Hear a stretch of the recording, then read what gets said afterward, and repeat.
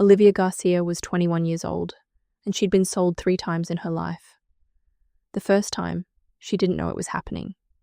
She was 14, and her father had just died. Her stepmother, Samara, said she was keeping Olivia safe, keeping her fed, giving her a home. That was a lie. The second time, Olivia knew. Samara sold her father's tools, his books, his house. Everything that proved Olivia's family had ever existed. Gone. Turned into silver coins that Samara spent on herself. And tonight was the third time. Except this time, Samara wasn't selling things that belonged to Olivia. She was selling Olivia herself. The rogue camp smelled like wet dirt and smoke. The auction platform was rough wood that dug into Olivia's knees. Iron chains held her wrists together, heavy and cold. All around her, rogues laughed and shouted, throwing silver coins that bounced and clattered like they were celebrating. And Samara? Samara stood under a dry awning watching. Not sad, not sorry, just satisfied.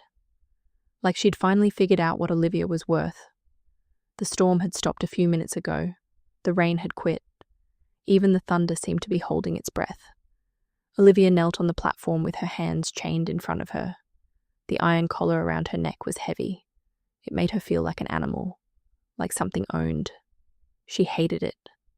Around her, rogues circled like wolves around wounded prey. And that's exactly what she was, wasn't she? Prey. Something to be bought and used and thrown away when they were done. Torches burned in the darkness, casting shadows that danced across scarred faces and patched leather. These weren't pack wolves. These were rogues. Wolves with no rules. Wolves who took what they wanted. And tonight, they wanted her. Pretty thing, someone called from the crowd. Omega, another voice corrected, sounding pleased. Smell her. That's pack blood, not rogue trash. Olivia kept her chin up. She'd learned a long time ago that looking down didn't save you from anything. Not from hunger. Not from bruises. Not from the cold, careful cruelty of the woman who stood watching. Like this was just another business deal. Samara Harris. Her stepmother. The woman who was supposed to protect her. Olivia's father had brought Samara home 7 years ago, right after Olivia's mother died. His grief had made him soft, and softness made people mistake knives for flowers. Samara had arrived with warm words and gentle hands. She'd smoothed Olivia's hair and tucked her into bed, and told her that family was what you chose. Olivia had been 14. She'd believed her. Then her father died on a border road, ambushed by rogues while escorting healers between packs. The messenger's eyes had slid away from Olivia's face when he delivered the news, like looking too long might invite bad luck. No one offered compensation. No one offered protection. And Samara? Samara stepped into the space her father left behind, like she'd been waiting for it. She sold.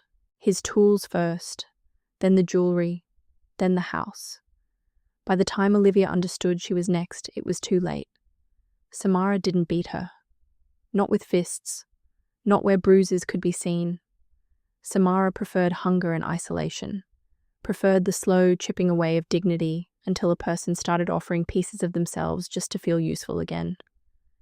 "You're lucky I kept you," Samara had whispered the day she produced the iron collar. "You're lucky I found someone who'll pay." That was the day Olivia learned the real difference between silver and gold. Silver was fast, easy, cheap. Gold was rare, precious, worth dying for. And Olivia? She was being sold for silver. The auctioneer was a scar-faced rogue with a voice like gravel. He paced around Olivia like she was livestock. "Fresh," he called to the crowd. "Quiet. Obedient if you break her right." He gestured towards Samara like she deserved applause.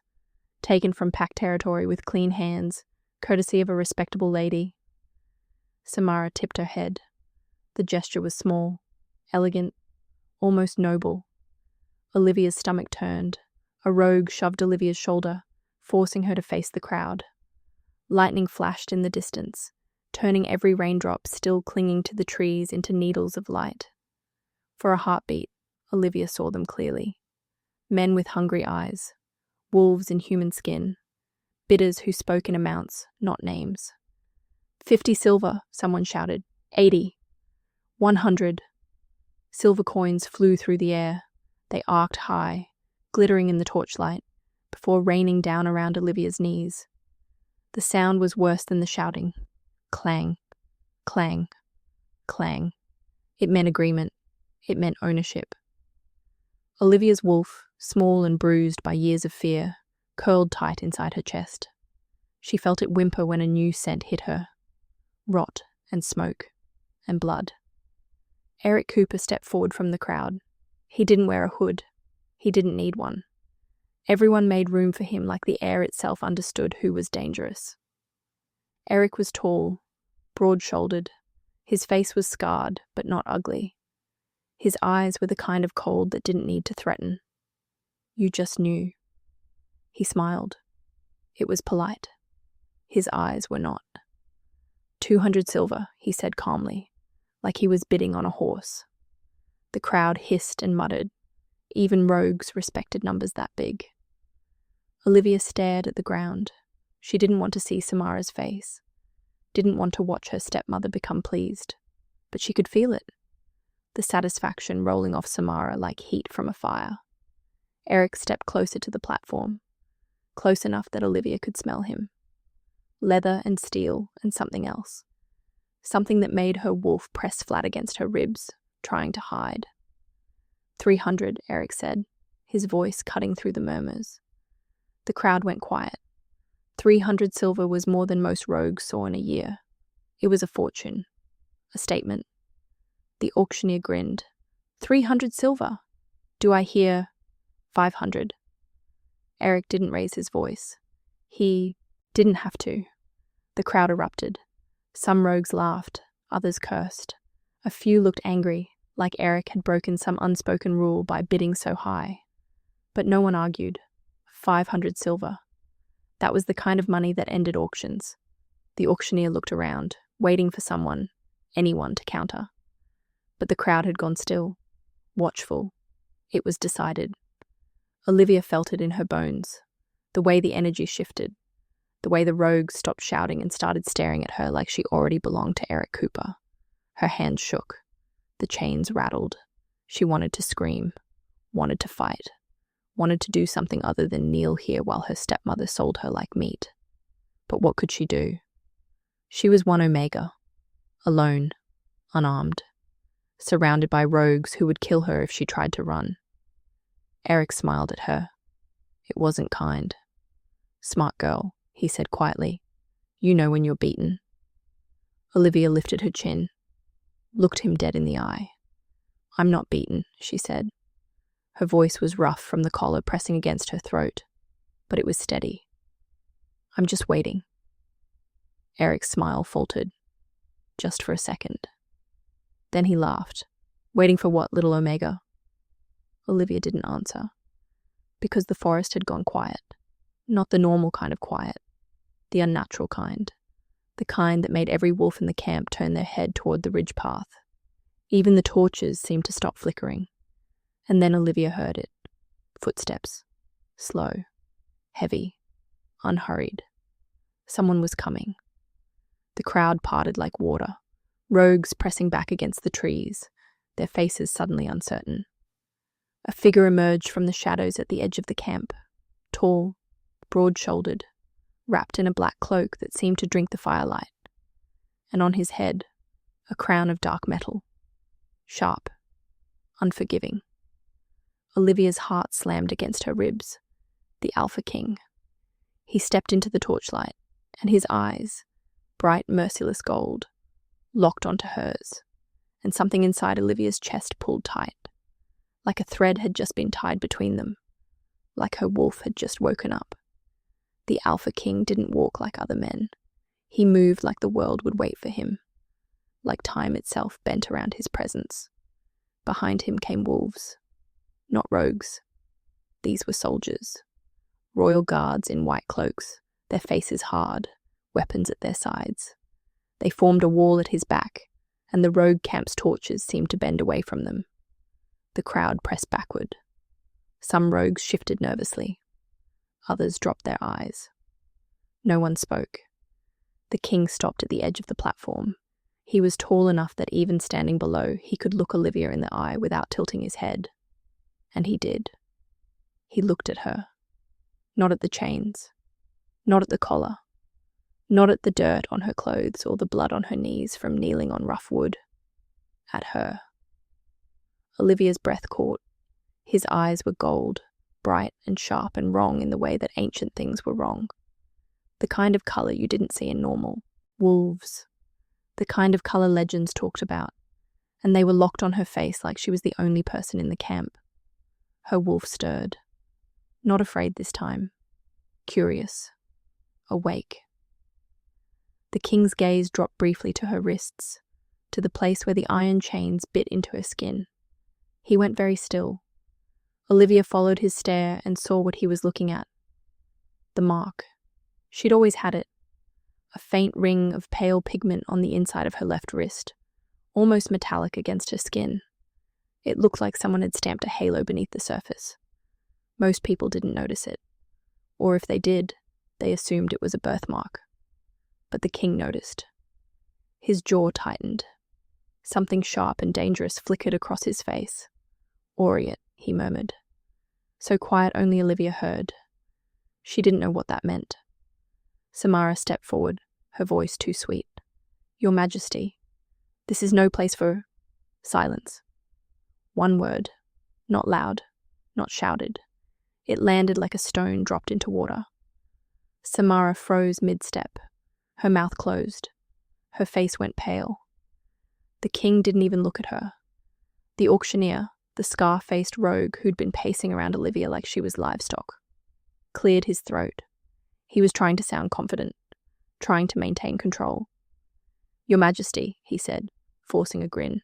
Rogue Ridge has its own rules. You want the girl. You bid like everyone else. The king finally looked at him. The auctioneer's grin died. Rules, the king repeated. His voice was calm, quiet, terrifying. You think you have rules here? The auctioneer swallowed. This is rogue land. You have nothing, the king said. No law, no honour, no claim. He turned his attention back to Olivia. His eyes softened. Just a fraction. Just enough that she could see something beneath the cold authority. Concern. Your name, he said. Olivia's throat was dry. The collar pressed against her windpipe, but she forced the words out. Olivia Garcia. The king nodded once, like her name mattered, like she mattered. Then he raised his hand. 3 of his guards stepped forward carrying heavy sacks. They moved in perfect sync, their boots hitting the platform in unison. Thud, thud, thud. The guards set the sacks down in front of the auctioneer. Then they untied them and poured gold. Not a handful, not a bag. A flood of coins that spilled across the platform in a glittering wave. They caught the torchlight and threw it back in 1,000 directions, bright enough to make the silver coins scattered around Olivia's knees look like ash. The crowd gasped. Olivia stared. She'd never seen that much gold in her life. Most people hadn't. Gold was rare. Gold was precious. Gold was what kings paid for treaties and wars and things that changed the world. Not for omegas at rogue auctions. The auctioneer's eyes went wide. His hands shook. Erik Cooper, still standing near the platform, had gone very still. His face was unreadable, but his scent had changed. Sharper. Dangerous. The king's voice cut through the silence. Count it, he ordered the auctioneer, out loud, so every witness here knows exactly what was paid. The auctioneer hesitated. One of the guards shifted. His hand moved to the sword at his hip. The auctioneer dropped to his knees and started counting. His voice shook. 100, 200, 300. The numbers kept climbing. Olivia's heart pounded. She didn't understand. This wasn't a bid. This was something else. Something bigger. 800.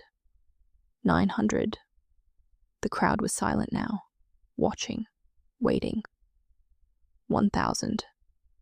The auctioneer's voice cracked on the last word. 1,000 gold. The king turned to face the crowd. When he spoke, his voice carried across the entire camp. Every rogue, every shadow, every witness. "Let every wolf here remember this moment," he said. "Let every rogue here remember the price of touching what is under my protection." He paused. Let the words sink in.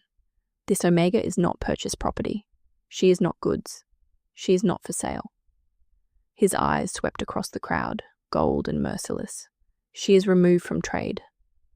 Olivia's chest tightened. Removed from trade. Not bought. Not owned. Protected. The king looked at the auctioneer. "Take the gold. Distribute it how you see fit. I don't care." His voice hardened. "But understand this.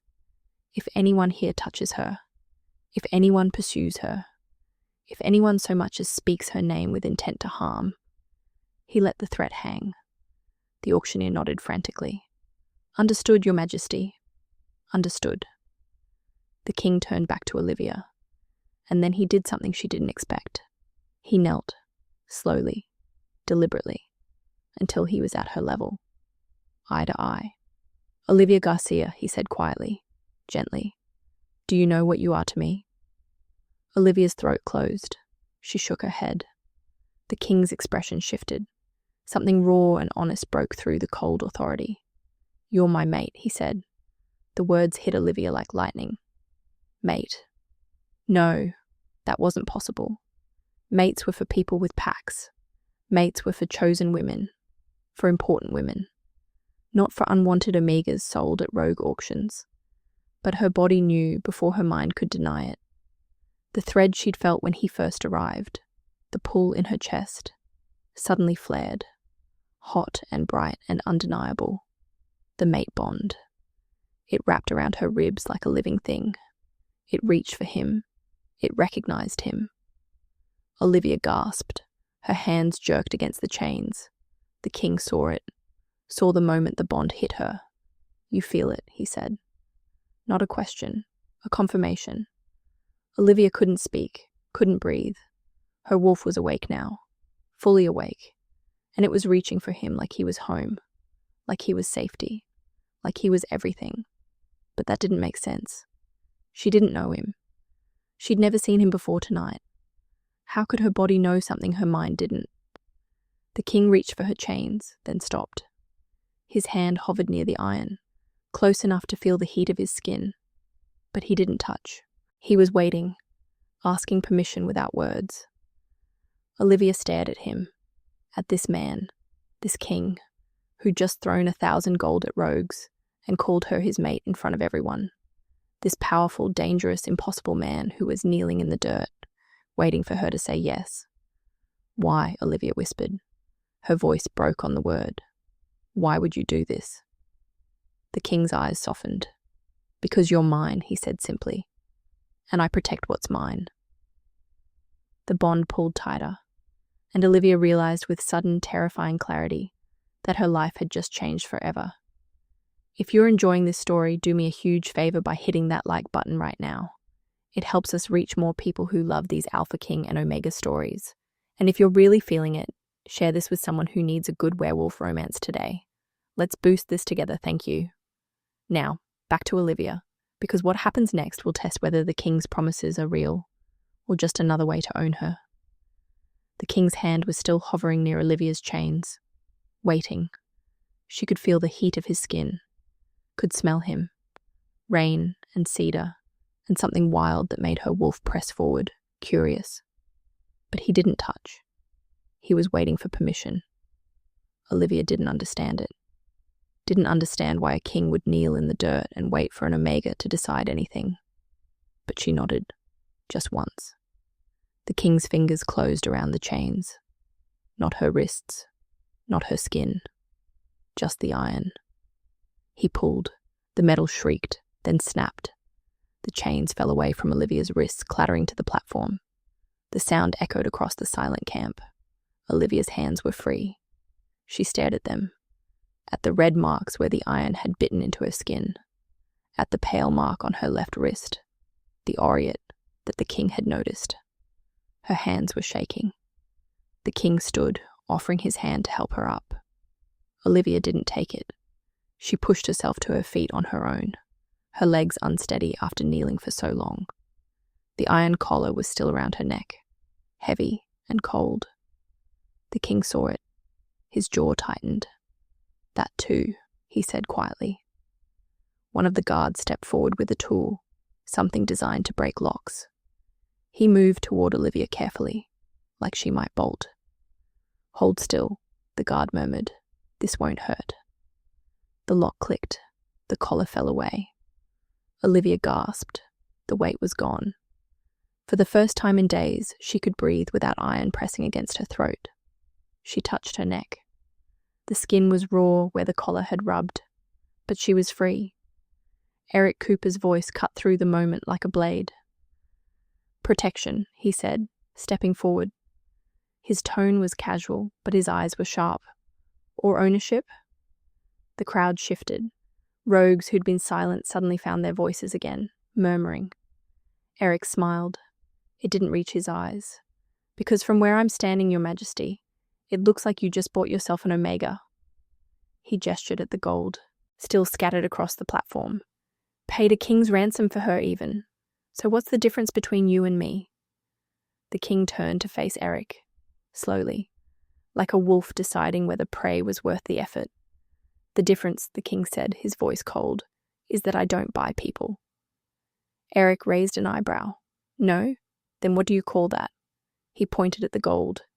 "Compensation," the king said, "for the inconvenience of not getting to kill every rogue in this camp." The crowd went still. Erik's smile tightened. The king continued, his voice carrying across the platform. "I paid gold so that this Omega could leave without bloodshed. Not because I own her, because she is under my protection." "Protection," Erik repeated. "Funny word for it." He looked at Olivia then. Really looked at her. "Tell me, girl," he said. "Do you feel protected? Or do you feel like you just traded one chain for another?" Olivia's heart slammed against her ribs. Every eye in the camp turned to her. She could feel them waiting. The rogues. The guards. Samara still standing under her awning, watching with cold calculation. And the king. His gold eyes steady on her face. This was a test. Erik was trying to undermine the king's authority, trying to paint him as just another man taking what he wanted. And Olivia could stay silent, could let the king answer for her, could let herself be passed from one powerful man's hands to another, or she could speak. Her father's voice echoed in her memory. "You're stronger than they think, Livy. Don't let them make you small." Olivia lifted her chin. "I have a condition," she said. The king's eyebrows rose, just slightly. Erik looked surprised. Olivia pointed at the chains and collar lying on the platform. "I want those destroyed," she said. Her voice was rough, but steady. "Here. Now. In front of everyone." The king studied her face. "Why?" "Because I need to see it," Olivia said. "I need to see them broken, so I know they can't be used on me again." Something shifted in the king's expression. Understanding. Maybe even respect. He nodded to one of the guards. The guard picked up the chains and collar. He placed them on the platform's edge.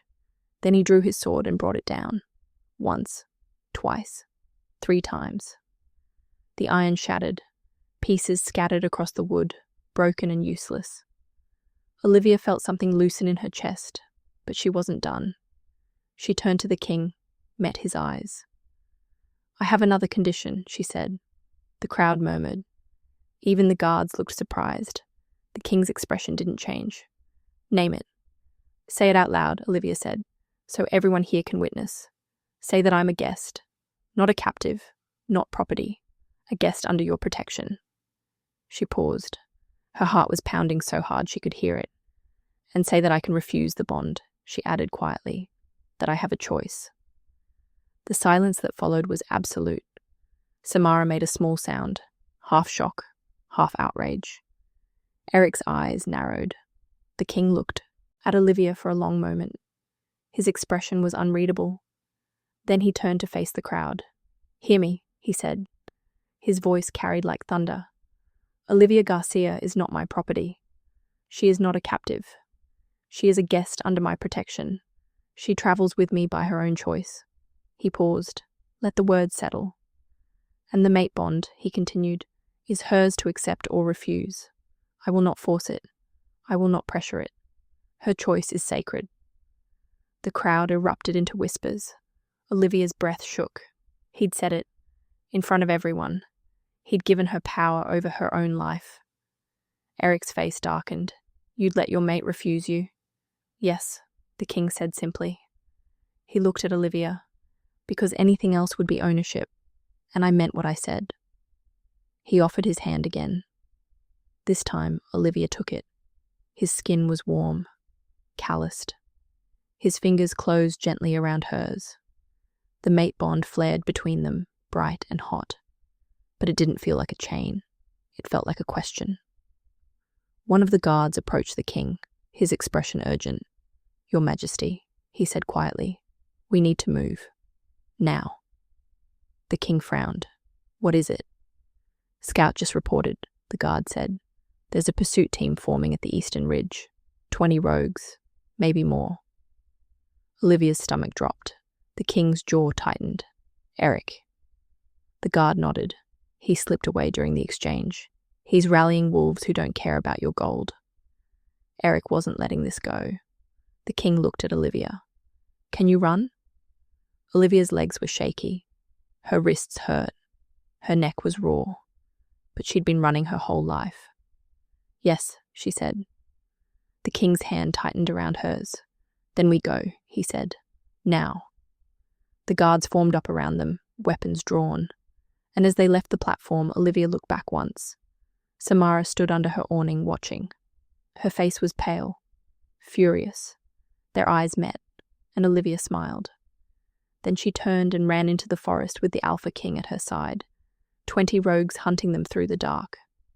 The forest was a blur of darkness and rain. Olivia's feet pounded against mud and roots. Her lungs burned. The storm had started again, rain hammering down through the trees, turning the ground slick and treacherous. Behind them, she could hear the rogues, howling, hunting, getting closer. The king's hand was still wrapped around hers, pulling her forward when she stumbled. His guards ran in formation around them, weapons drawn, eyes scanning the darkness. Lightning flashed. Thunder followed. And somewhere in the chaos, Olivia heard Erik Cooper's voice carrying through the trees. She's mine. I paid for her. Olivia's chest tightened. She ran faster. The king glanced back at her. Stay close. I'm fine, Olivia gasped. She wasn't fine. Her wrists hurt from the chains. Her neck was raw from the collar. Her whole body ached. But she'd been hurt before, and she'd survived. She could survive this. The guard running ahead suddenly threw up his fist. Stop! The group skidded to a halt. Olivia's heart slammed against her ribs. Why were they stopping? The rogues were right behind them. The guard pointed ahead. Traproot. See the disturbed earth? They've been digging. Olivia squinted through the rain. At first, she didn't see anything. Just mud and trees and darkness. Then she saw it. The ground ahead looked wrong. Too smooth. Too flat. Like someone had carefully covered something. Pit traps. If they'd kept running, they would have fallen straight into them. The king cursed under his breath. Circle around. Find another path. But Olivia was already looking. Her eyes tracked the tree line, searching for something. Anything that might help. There. A deer trail. Narrow and overgrown, barely visible in the storm. But it cut through the trees at an angle that would take them around the trap zone. There, Olivia said, pointing. That trail. It's small, but we can use it. The guard looked where she was pointing. His eyebrows rose. How did you... I've been running through forests my whole life, Olivia said. You learn to spot the safe paths. The king's expression shifted, something like approval. Take it, he ordered. They veered onto the deer trail. It was narrow, barely wide enough for one person, but it was solid. No traps, no loose ground. Behind them, the rogues hit the pit traps. Screams, curses, the sound of bodies hitting spikes. Not all of them, though, Some were smart enough to stop, to circle around like the king's group had. But it bought them time. They kept running. Olivia's legs were shaking now. Her breath came in sharp gasps. But she didn't stop. The guards were impressed. She could see it in the way they looked at her, like they'd expected her to slow them down, and instead she was keeping pace. More than that, she was helping. The king glanced at her. "You're doing well." Olivia didn't have the breath to answer. She just nodded. Another howl cut through the storm, closer this time, too close. The lead guard cursed. "They're flanking us. High ground, Eastern Ridge." Olivia looked up. Through the rain, she could see shadows moving along the ridge above them. Rogues in wolf form, running parallel to their path. They weren't just chasing. They were herding. Olivia's stomach dropped. "They're trying to drive us towards something." The king's jaw tightened. "What?" "I don't know," Olivia said, "but they're not just angry. They're organized." She was right. This wasn't a wild pursuit. This was tactical. And then Olivia realized something else. The rogues on the ridge weren't looking at the king. They weren't looking at the guards. They were looking at her. Every set of eyes, every focused stare. They were hunting her specifically. "They're targeting me," Olivia said. Her voice shook. "Not you. Me." The king's expression darkened. "Why?" Olivia looked down at her wrist, at the faint Aureate Mark that the king had noticed. "I don't know," she whispered, but she was starting to think it had something to do with this. A new scent hit Olivia's nose. She froze. Perfume. Expensive. Familiar. Samara. No, that wasn't possible. Samara had stayed at the camp. She wouldn't follow them. She'd gotten her gold. She was done. But the scent was unmistakable. Olivia's head snapped to the left. Through the trees, barely visible in the storm, she saw a figure moving. Small. Quick. Wearing a dark cloak. Samara. She'd followed them. "Stop," Olivia said. The king looked at her. "What is it?" "My stepmother," Olivia said. "She's here." The guards immediately fanned out, weapons raised. And there she was. Samara Harris stepped out from behind a tree, her hood drawn up against the rain. She looked small, fragile, harmless. But Olivia knew better. "Olivia," Samara said, her voice soft, pleading. "Thank the gods you're alive. I was so worried." "Liar," Olivia said. Samara's face flickered, just for a second. Then she tried again. "I know you're angry, but please, let me explain. I didn't know they would hurt you. I thought—" "You thought you'd get your gold and walk away," Olivia said. Her voice was cold. "And now you're here because you want more." Samara's expression hardened. One of the guards moved closer. "Your Majesty, she's signaling." Olivia saw it then. Samara's hand, hidden beneath her cloak. Fingers moving in a pattern. A code. She was signaling the rogues, telling them where they were. The king's voice was ice. "Seize her." Two guards grabbed Samara's arms. She struggled, but they held her firm. "Let me go," Samara snapped. The soft, pleading tone was gone now. Her real voice, sharp and vicious, broke through. "You don't understand what she is, what that mark means." Olivia's blood ran cold. The king stepped forward. "Explain." Samara laughed. It was an ugly sound. "Why should I? You'll find out soon enough." She looked at Olivia then. Really looked at her. And there was something in her eyes that Olivia had never seen before. Fear. "They'll keep coming," Samara said. Her voice was quiet now, certain. "Erik, the rogues. Others you haven't even met yet." She smiled. It didn't reach her eyes. "They want what's on your wrist, Olivia, and they'll burn the whole territory down to get it." Olivia's hand instinctively covered her Aureate Mark. "What does it mean?" she demanded. "What is it?"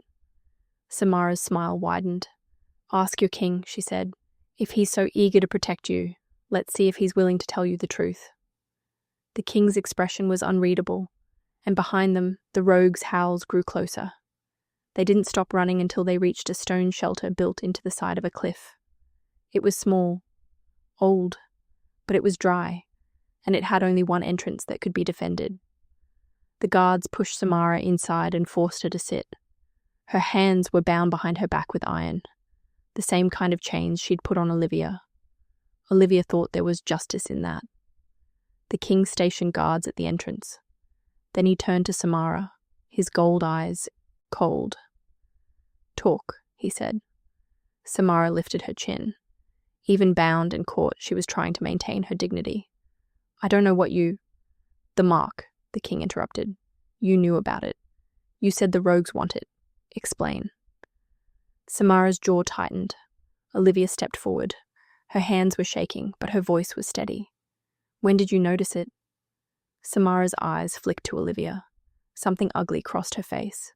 7 years ago, she said quietly. Olivia's stomach dropped. "When you married my father."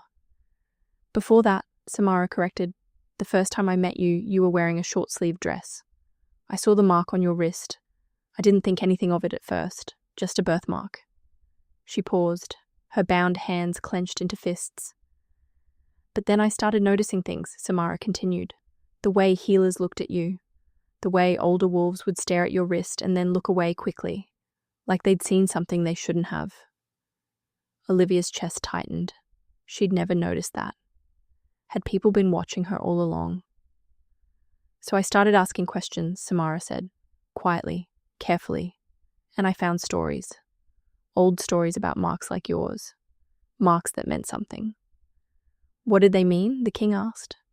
Samara laughed. It was bitter. "I didn't know, not for years. The stories were fragments, legends. Most wolves didn't even believe them." Her expression darkened. "But I kept looking," she said, "because I couldn't stand it. This girl, this unwanted girl, had something that looked rare, special, chosen." She looked at Olivia, and for the first time, Olivia saw the truth in her stepmother's eyes. Jealousy. Pure, burning jealousy. "You had nothing," Samara said. Her voice shook with anger. "No pack, no status, no future. Your own father barely knew what to do with you. You were nobody." She leaned forward, her words sharp as knives. "And yet you had that mark. That beautiful, perfect mark that looked like it was stamped by the moon goddess herself. And I had nothing." Olivia felt like she'd been punched. All those years, all that cruelty, the hunger, the isolation, the slow, careful destruction of everything Olivia had been. It was because Samara was jealous of a birthmark. "So you tried to destroy me," Olivia whispered. "I tried to make you small," Samara corrected. "Small enough that no one would look at you. Small enough that the mark wouldn't matter." "But it didn't work," the king said. Samara's face twisted. "No, it didn't. Because even broken, even beaten down, she still had it. That mark. That thing that made her special." She took a shaky breath. "And then I found Erik," she said. Olivia's hands curled into fists. "How?" "He found me," Samara said. 2 years ago. He came to our town looking for information about old bloodlines, about marks, about Aureate." The king went very still. He knew the name. He knew rumors, Samara said. Legends about wolves born with marks like Olivia's. Wolves who were protected by old laws. Laws that even kings had to honor. She looked at the king. "He told me that if I could deliver her, he'd pay me. And more than that, he'd give me status. A place in his pack. Protection." "So you sold her," Olivia said. Her voice was flat. "I gave you a future," Samara snapped. "You were wasting away in that house. At least with Erik you'd be useful. At least that mark would mean something." The king's voice cut through like a blade. The mark already meant something. Samara's eyes narrowed. "What?" The king looked at Olivia. His expression was serious, careful. "The Aureate Mark," he said slowly, "is mentioned in old territorial law. Ancient law that predates most modern pacts." He paused. "It's a protection mark," he continued. "Any wolf born with it falls under royal protection. They cannot be bought, cannot be sold, cannot be claimed without their consent." The shelter went silent. Olivia stared at him. "What?" "It's old law," the king said. "Most wolves don't know it exists. Most who do think it's just legend. but it's real, and it's binding. He looked at Samara. Which means you didn't just sell your stepdaughter, he said coldly. You tried to sell something that legally cannot be sold. You tried to sell someone under royal protection. Samara's face went pale. And Erik knew, the king continued. He knew what the mark meant. He knew she was protected. And he wanted her anyway. Why? Olivia asked. Her voice shook. If the mark means I'm protected, why would he want me? The king's jaw tightened. Because protection rights also mean access rights. If Erik could claim you, if he could get you to accept a bond with him, he'd gain access to royal councils, royal decisions, royal power. Olivia's stomach turned. He wasn't buying an Omega, she whispered. He was buying a way into the throne. Yes, the king said. Samara laughed. It sounded broken. So, she's valuable after all. More valuable than I ever imagined. She looked at Olivia with something that might have been regret, or maybe just more jealousy. I should have kept you, Samara said softly. Should have found a way to use that mark myself. Olivia felt rage rise in her chest, hot and fierce. You're pathetic, she said. Samara flinched. Before anyone could speak again, one of the guards at the entrance called out, Your Majesty, messenger approaching, royal colours. The king frowned. Let him through. A young wolf in a white cloak stumbled into the shelter. He was breathing hard, his face pale. Your Majesty, he gasped. Erik Cooper sent a message. The king's expression darkened. Speak. The messenger swallowed. He's taken hostages. A border village. 15 people, including children. Olivia's blood ran cold. He says... The messenger's voice shook. He says if you don't return the Omega to him by dawn, he'll execute them. 1 every hour until she's delivered. The shelter went silent.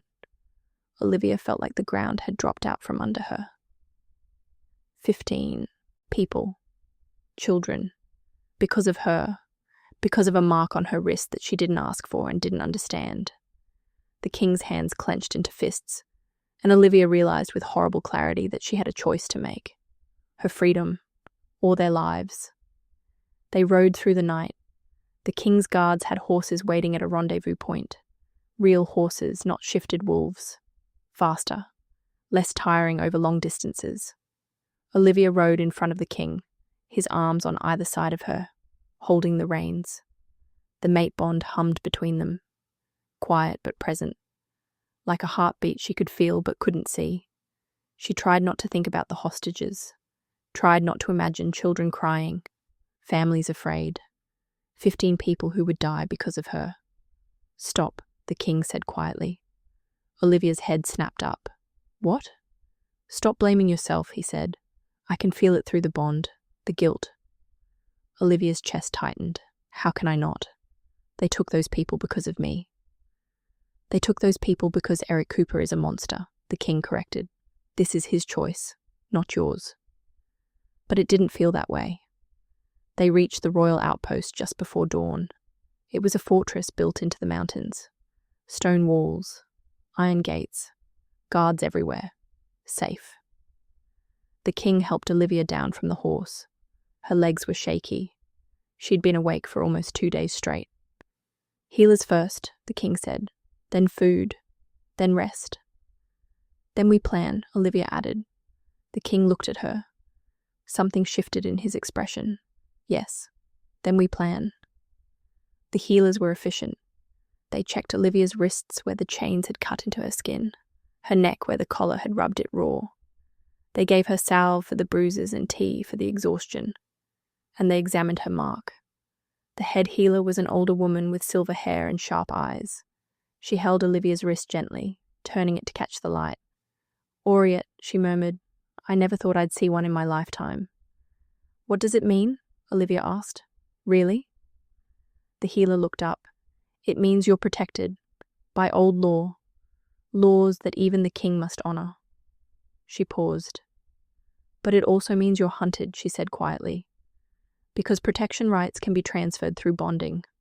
If someone claims you, truly claims you, they gain access to royal authority. Olivia's stomach turned. That's what the king had said, what Erik wanted. Can it be removed? Olivia asked. The healer shook her head. It's not a tattoo. It's part of you, born into your bloodline. My parents didn't have it, Olivia said. Then it skipped generations, the healer said. That happens sometimes. The mark lies dormant for decades, even centuries. Then it appears again. She released Olivia's wrist. You're rare, the healer said. That makes you valuable and dangerous. Scholars came next, 3 of them, carrying old books and scrolls. They confirmed what the healer and the king had said. The Aureate Mark was tied to ancient protection laws. Laws created when the territories were first formed. Laws that said certain wolves, marked wolves, could not be sold, claimed, or forced into bonds. It was meant to protect bloodlines, one scholar explained, to ensure that certain families couldn't be wiped out or controlled. But most people think it's just legend now, another added. The marks are so rare that entire generations have never seen one. The 3rd scholar looked troubled. The problem is that the law also says marked wolves have the right to refuse any bond, even mate bonds. The king, standing in the corner of the room, didn't react. But Olivia felt the mate bond flicker. Just slightly. He'd already promised her that, already said she could refuse. But hearing it from the scholars made it more real. She had power here. Real power. Not because she was strong or skilled or important, but because of a mark she'd been born with. After the scholars left, Olivia sat alone in a small chamber. Food had been brought. Bread, cheese, meat. But she wasn't hungry. She kept thinking about the hostages, about Erik's ultimatum, about the choice she'd have to make. A knock at the door pulled her from her thoughts. Come in, she said. The king entered. He'd changed clothes, clean now, though he still wore his crown. He looked tired, like he'd been awake as long as she had. How are you feeling? He asked. Olivia almost said fine. That's what she always said. But something stopped her. Scared, she admitted. Guilty. Angry. The king nodded. All reasonable. He sat down across from her, not too close, respecting her space. We're meeting with the council in an hour, he said, to discuss Erik's demand. Olivia's hands clenched. What are the options? Negotiate, refuse, or, he paused, send you. The words hung in the air. You wouldn't, Olivia said. I won't, the king corrected, but the council will suggest it. Some of them believe one Omega's life isn't worth 15 villagers. Olivia's chest tightened. What do you believe? And she asked. The king's gold eyes met hers. I believe you're not property, he said, and I don't trade people, even to save lives. The mate bond pulled between them, warm, steady. Olivia felt something shift inside her. I want to be part of the meeting, she said. The king raised an eyebrow. Why? Because it's my life they're discussing, Olivia said. Her voice was firm now. My choice. And I won't be hidden away like some fragile thing that needs protecting. The king studied her face. You'll face opposition, he said. The council doesn't expect Omegas to speak. Then they'll learn to expect it, Olivia said. A small smile crossed the king's face. Very well. The council chamber was cold stone and dark wood. 12 advisors sat around a long table. They looked up when Olivia entered, their expressions ranging from surprise to disapproval. Your Majesty, one advisor said carefully, is it wise to have the Omega present? Her name is Olivia, the king said, and yes, she has the right to hear what's being decided about her life. The advisors shifted uncomfortably. The meeting began. They discussed options, strategies, risks, and Olivia listened, but she also watched. She watched faces, expressions, the way certain advisors spoke, and she started to notice something strange. When one advisor said, we should consider the Omega's safety above all else, his eyes flicked away. His hands twitched. He was lying. Olivia didn't know how she knew, but she knew. Another advisor suggested negotiating with Erik. Perhaps we can offer gold instead. His voice was steady, his eyes direct. Truth. A third advisor proposed refusing entirely. We don't negotiate with rogues. His jaw was tight, his shoulders tense. He believed what he was saying, but he was afraid. Olivia could feel it, like a sixth sense she'd never known she had. The mark. It had to be the mark. She was sensing truth and lies. When the advisors finally turned to her, one of them asked, "What do you think should be done, Miss Garcia?" The room went quiet. Olivia took a breath. "I think," she said slowly, "that we need to understand what Erik really wants. Not what he says he wants. What he really wants. He wants you," an advisor said bluntly. "No," Olivia said. "He wants the mark. He wants access to the throne."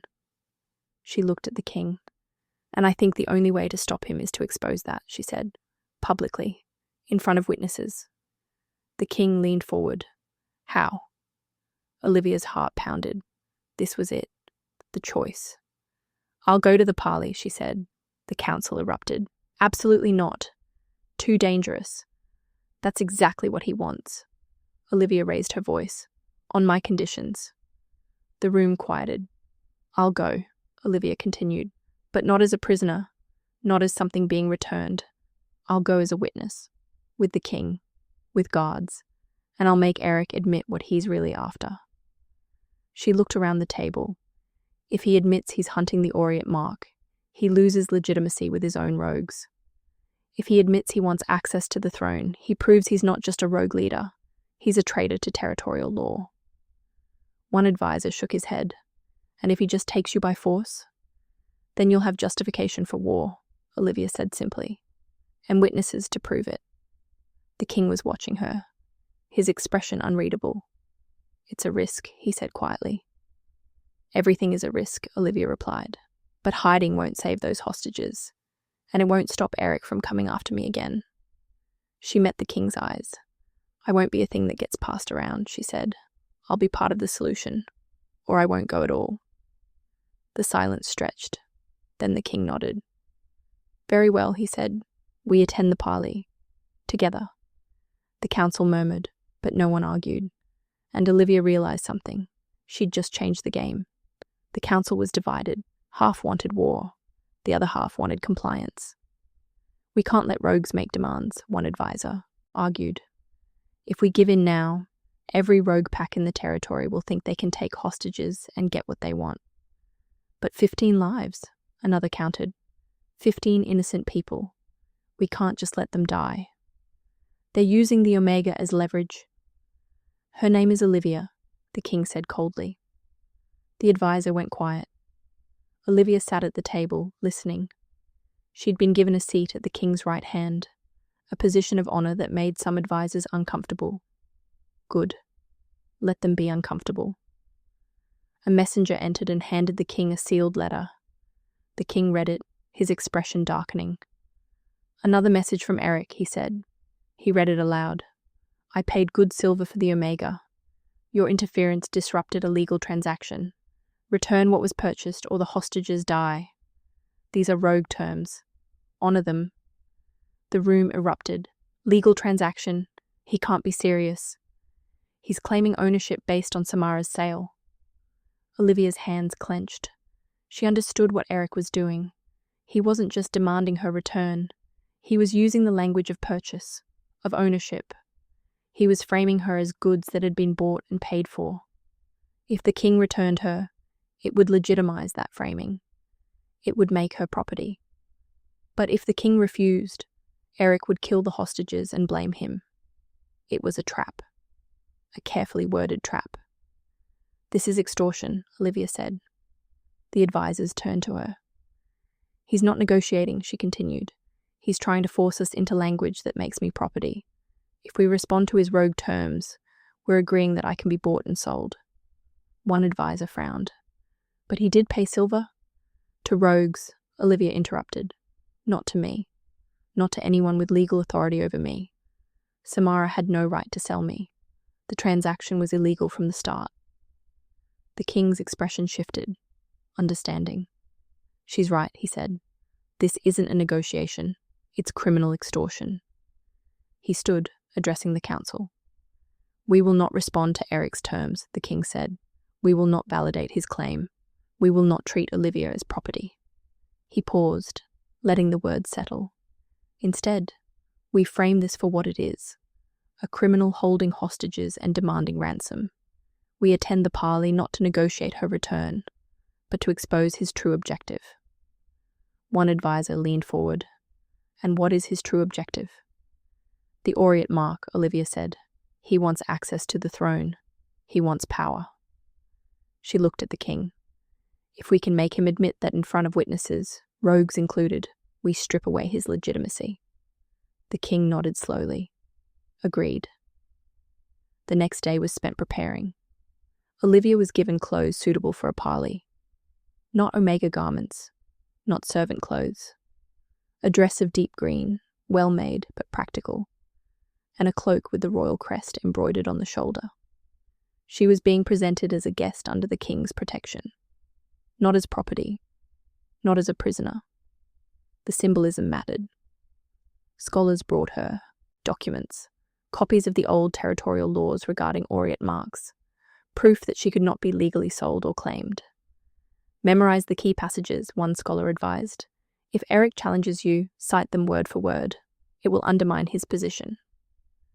Olivia studied the documents late into the night. She also had Samara's confession, written and signed. A confession that proved the sale was orchestrated out of jealousy, not legitimate authority. 2 pieces of leverage, legal and personal. It would have to be enough. The king found her in the library just before midnight. You should be resting, he said. I can't, Olivia admitted. Too much to think about. The king sat down beside her, close, but not touching. The mate bond hummed between them, a constant presence now. You don't have to do this, he said quietly. We can find another way. Olivia looked at him. What other way? War? Letting those people die? There are always options, the king said. Not good ones, Olivia replied. She paused, then asked the question that had been bothering her all day. Why are you doing this? She said. Really? You could have left me on that platform. Could have let the rogues have me. Why risk your guards, your counsel, your authority for one Omega? The king was quiet for a moment. Because you're not just one Omega, he said finally. You're my mate. You barely know me, Olivia said. I know enough, the king said. I know you're brave. I know you fight for what's right, even when it's dangerous. I know you refuse to be treated like property. He looked at her, his gold eyes steady. And I know that the mate bond doesn't make you mine, he said. It makes you my equal, my partner, if you choose to accept it. The bond pulled between them, warm, insistent. Olivia felt something shift in her chest. I haven't decided yet, she said softly, about the bond. I know, the king said, and that's your right. They sat in silence for a moment. Then the king stood. Get some rest. Tomorrow will be difficult. He turned to leave. Wait, Olivia said. The king paused. What's your name? Olivia asked. Your real name, not your title. The king's expression softened. Matthias. Matthias, Olivia repeated. It felt different, saying his name. More real, more human. Thank you, she said, for everything. Matthias nodded. Then he left, the door closing softly behind him. Olivia sat alone in the library, her hand resting on the documents that might save her life tomorrow. And that's when she felt it. The mate bond spiked, sharp, sudden, like a warning flare in her chest. Olivia gasped, her hand flying to her ribs. It wasn't pain. It was alarm. The bond was warning her. Something was wrong. Olivia stood quickly, her heart pounding. She moved to the door and opened it. The hallway was empty. Guards stood at their posts, alert but calm. Nothing looked wrong, but the bond was screaming at her. Matthias was in danger. Or she was. Or someone close to them was about to do something terrible. Olivia's hands shook. She didn't know who to trust, didn't know where the threat was coming from. But somewhere in this fortress, someone was about to betray them, and they were running out of time to figure out who. We're about to enter the parley where everything Olivia has fought for will be put to the test, and I need to know if you're still with me. Drop "trust no one" in the comments if you think someone in Matthias's own guard is about to betray them, or drop "Samara's lying" if you think there's more to her confession than we know. Let me see who's writing this all the way to the end, because Olivia's about to walk into a trap, and I need to know you're ready for what comes next. Now let's see if Olivia can expose Erik's true motives before someone she trusts stabs her in the back. The neutral ground was a clearing in the forest, halfway between rogue territory and the king's lands. Old law required it. When enemies met to negotiate, the location had to be fair to both sides. Olivia rode beside Matthias, surrounded by royal guards. 20 of them, all armed, all watching the trees for threats. The mate bond was still screaming at her. That warning spike from last night hadn't faded. If anything, it had gotten worse. Something bad was going to happen. "Stay close to me," Matthias said quietly. Olivia nodded. Her hand rested on the documents tucked inside her cloak. Samara's confession, the territorial laws, her leverage. She hoped it would be enough. Erik was already there when they arrived. He stood in the center of the clearing with 30 rogues at his back. All of them armed, all of them watching Olivia like she was prey. But Erik himself looked calm, confident, like he'd already won. "Your Majesty," Erik said, bowing slightly. The gesture was mocking. "Thank you for accepting my terms." "These aren't your terms," Matthias said coldly. "This is a meeting to discuss your criminal extortion." Erik's smile widened. "Extortion? I'm simply reclaiming property that was purchased legally." He gestured toward Olivia. "I paid 500 silver for that Omega, witnessed by dozens. Your interference disrupted the transaction. I'm owed what I bought." Olivia's hands clenched. There it was, the language of ownership. She stepped forward before Matthias could speak. "I'm not property," she said. Her voice carried across the clearing, and the transaction was illegal. Erik's eyes narrowed. The seller had authority. The seller had nothing, Olivia interrupted. She pulled out Samara's signed confession. Samara Harris had no legal authority to sell me. She wasn't my guardian. She wasn't my alpha. She was my stepmother, and she orchestrated the sale out of jealousy. She held up the document. "This is her confession. Signed. Witnessed. She admitted that she sold me because she wanted what I have." Olivia pulled back her sleeve, revealing the Aureate Mark on her wrist. "This mark," she said. "That's what you really want, isn't it, Erik?" The clearing went quiet. Erik's rogues shifted, murmuring among themselves. Erik's expression didn't change, but Olivia felt something from him, a spike of tension. He was lying about everything. Her truth-sensing ability flared. She could feel it now, the difference between Erik's calm exterior and the rage simmering underneath. "I don't know what you're talking about," Erik said smoothly. "Lie." "Yes, you do," Olivia said. "You knew about the Aureate Mark before the auction. You knew what it meant. Protection rights. Access rights." She looked at the rogues standing behind Erik. "He didn't bid on me because I'm an Omega," she said. "He bid on me because this mark gives access to royal authority. If he claims me, he gains power." Erik's jaw tightened. "She's lying," he said. "Lie." Olivia pulled out the second document, the territorial laws. "According to ancient law," she read, "any wolf born with the Aureate Mark falls under royal protection. They cannot be bought, sold, or claimed without consent." She looked at Erik. "Which means your purchase was void from the beginning. I was never yours to buy." The rogues were muttering louder now. Some looked uncertain, others angry. Erik's calm mask was cracking. "You think you can come here and humiliate me in front of my wolves?" he said. His voice was low, dangerous. "I'm giving you a choice," Olivia said. She was shaking, but her voice stayed steady. "Admit you were hunting the Aureate Mark. Admit you wanted power, not me. Or lose credibility with your own pack when they realize you lied to them." Erik stared at her. The clearing was silent. Then Erik laughed. It was an ugly sound. "You're brave," he said. "I'll give you that. Brave and stupid." He looked at his rogues. The Omega thinks she can negotiate, he said. She thinks laws and documents matter here. His smile vanished. They don't. Erik raised his hand, and the ambush sprung. Rogues poured out of the trees. Not 30, 50, maybe more. They'd been hiding, waiting for Erik's signal. Matthias's guards immediately formed a defensive circle around Olivia, weapons drawn. Get her out, Matthias roared. But Olivia didn't run. She saw Erik moving toward her fast and focused. He wasn't trying to kill her. He was trying to take her, to claim her by force. Her old instinct was to freeze, to be small, to let someone else handle it. But she'd spent 7 years being small. She was done. Olivia grabbed a fallen branch from the ground, thick enough to be a weapon, and swung it at Erik as he lunged. It connected with his shoulder hard enough to make him stumble. I said no, Olivia shouted. Erik snarled, recovering quickly, but Matthias was already there. The king moved like lightning, putting himself between Olivia and Erik. His sword was drawn, gold eyes blazing. You want her? Matthias said.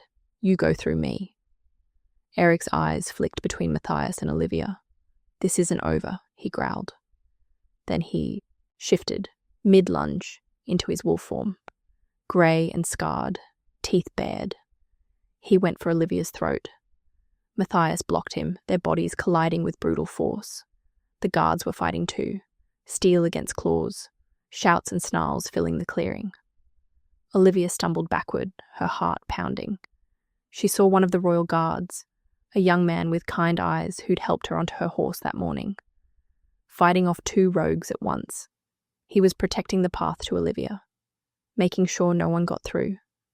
And then she saw it. A 3rd rogue, circling behind him, raising a blade. Behind you, Olivia screamed. The guard turned, but too slow. The blade came down, but it didn't hit the guard. One of Matthias's advisors, the older man who'd argued for compliance in the council, threw himself in the way. The blade sank into his chest. He went down hard. No, Olivia gasped. The advisor hit the ground, blood spreading across his tunic. He'd taken the blow meant for the guard, meant for protecting Olivia. The clearing erupted into chaos. Matthias roared, shifting into his wolf form, massive and white gold, his fury terrifying. The rogues scattered.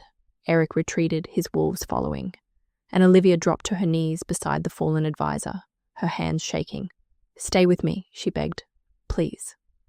The advisor's eyes found hers. He tried to speak, but blood bubbled at his lips, and Olivia realized with horrible clarity that he was dying, because of her. The advisor's name was Thomas. Olivia learned it as she knelt beside him in the blood-soaked grass, watching his chest rise and fall in shallow, desperate breaths. Thomas, she whispered, stay with me, please. But his eyes were already going distant. The wound was too deep, too much blood. A healer rushed forward, but Olivia could see the truth in her face. Thomas was dying. He'd thrown himself in front of a blade meant for someone else, meant for a guard protecting Olivia. He'd died saving her. I'm sorry, Thomas whispered. His voice was so quiet Olivia almost didn't hear it. I was wrong. In the council. I said, you weren't worth the risk. His hand found hers, weak, shaking. But you are, he said. You're worth everything. His eyes closed. His chest stopped moving, and Olivia felt something break inside her. Matthias shifted back to human form, his face terrible with rage. Erik and his rogues were already retreating, disappearing into the trees. They'd lost too many wolves in the ambush, lost the element of surprise. But Matthias wasn't done. Pursue them, he ordered his guards. Find the hostages. Free them. The guards moved immediately, half of them vanishing into the forest after the rogues. Matthias knelt beside Olivia. His hand rested on her shoulder, gentle despite the fury still burning in his eyes. We need to go, he said quietly. Olivia couldn't move, couldn't stop staring at Thomas's still face. He died because of me, she whispered. He died protecting someone he believed in, Matthias said. That was his choice. Honor it. Olivia's hands were shaking, covered in blood. But Matthias was right. Thomas had made a choice, just like Olivia was making choices now. She stood, her legs unsteady, and let Matthias guide her to the horses. They received word 2 hours later. The hostages had been found, all 15 of them, locked in a rogue camp 3 miles from the parley site. Erik had abandoned them when his ambush failed. His own wolves had turned on him when they realized he'd lied about Olivia being purchased goods, that he'd wanted power, not justice. The rogue pack fractured. Some fled, others surrendered. Erik himself escaped, but without his wolves, without his leverage, he was just one rogue running through the forest. Dangerous, but no longer a threat to the kingdom. The hostages were brought to the palace, shaken but alive, all because Olivia had refused to be property, all because she'd demanded to be part of the solution. Samara's judgment came 3 days later. She stood in the throne room, hands bound, facing Matthias and the full council. Olivia sat beside the king, not behind him, not hidden away, beside him, equal. The charges were read aloud. Trafficking, conspiracy with rogues, attempted sale of a protected individual. Each charge was worse than the last. Samara's face was pale, but she didn't look sorry. She looked angry. You threw away everything, Olivia said quietly, for jealousy, for a mark you didn't even understand. Samara's eyes met hers. I gave you a home. You gave me a prison, Olivia corrected, and you sold me the moment you thought I had value. The council deliberated. The sentence was exile, permanent. Samara would be stripped of her name, her status, her place in any pack. She would be a rogue, alone, just like she'd tried to make Olivia. Olivia felt no satisfaction watching her stepmother led away. Just relief. It was over. The formal recognition ceremony happened a week later. Matthias stood before the full court, Olivia at his side, and declared the Aureate Mark officially recognized under territorial law. Any wolf born with this mark, Matthias said, his voice carrying through the hall, falls under royal protection. They cannot be bought, cannot be sold, cannot be claimed without their consent. He looked at Olivia. This law is not new, he continued. It is ancient, but it has been forgotten. Today we remember it. Today we honor it. The court erupted in applause. Scholars recorded it. Witnesses signed it. And Olivia Garcia, the girl who'd been sold 3 times, became the first Aureate-marked wolf to be formally recognized in 300 years. No one could touch her now. No one could buy her. She was protected by law, by the king, by her own choice. That night, Olivia found Matthias in the palace gardens. He stood beneath the stars, his crown set aside, looking more human than king. Can't sleep? Olivia asked. Matthias turned. A small smile crossed his face. I could ask you the same thing. Olivia walked closer. The mate bond hummed between them, quieter now, but always present. I've been thinking, she said. About? The bond, Olivia said. About us. Matthias went very still. And? Olivia took a breath. You gave me a choice, she said, when no one else did. You paid gold not to own me, but to free me. You let me fight my own battles. You respected every boundary I set. She paused. You treated me like I mattered, she said. Not because of the mark. Not because fate said we were mates, but because you chose to. Matthias's gold eyes were steady on her face. I did, he said quietly. I do. Olivia stepped closer. I'm choosing you too, she said.